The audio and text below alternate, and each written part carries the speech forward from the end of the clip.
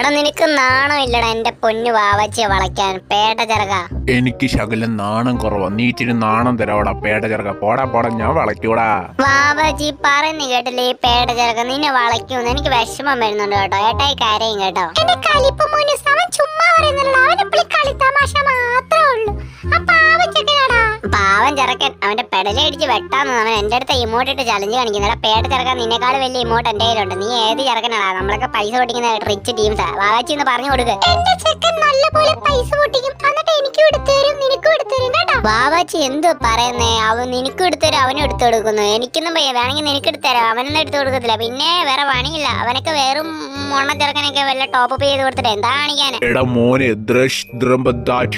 നീ എന്റെ അടുത്താണ് കുഞ്ഞു കളിക്കുന്നത്. നാളെ ഞാൻ ഇവിടെ അക്കൗണ്ടിൽ 1,00,000 ഡയമണ്ട് ടോപ്പ് അപ്പ് ചെയ്യൂടാ.